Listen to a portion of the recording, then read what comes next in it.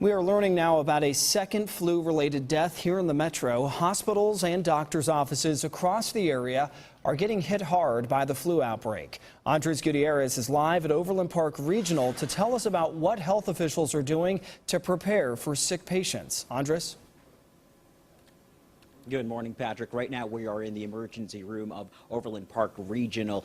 This is the first stop for those folks that are trying to get treated for the flu. You can see that this is the nurses station. They are right now busy. I want to go ahead and take for you to look at a map. The CDC's new flu map shows widespread flu activity in both Kansas and Missouri. Last week, the map only showed a regional outbreak in Kansas. Regional means that outbreaks are only in two parts of the state, while widespread means that there are outbreaks are reported in at least half the state. Here in Kansas, the number of people going to visit the doctor for the flu have actually doubled over the past 2 weeks. I'm here with Dr. David Dickerson. He is the emergency room physician here at Overland Park Regional. Just tell us what you've seen so far over the past month. Well, our flu is really picking up. Typically picks up this time of year, and this year is no different.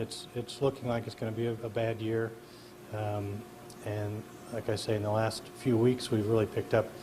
This particular, our hospital here we've had to admit 11 patients in the last 72 hours for influenza, and we already have about 12 in the hospital for complications of influenza.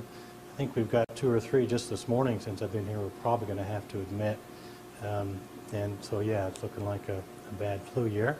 Just tell us about this new strain that's also out there that might be making this a little bit more difficult for you guys to fight. So every year, every year the scientists and vaccine manufacturers have to try to anticipate what the flu is going to look like, and they have to start back in the summer trying to anticipate what the winter is going to look like, because they have to make millions of doses.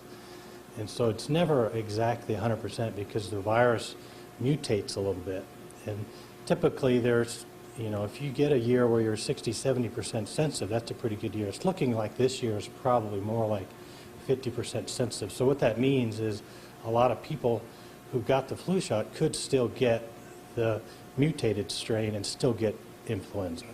Thank you so much, Dr. Dickinson. Really appreciate that. The CDC does say that the flu season does peak around February, but it could last all the way into early spring. Reporting live in Overland Park, I'm Andres Gutierrez, 41 Action News.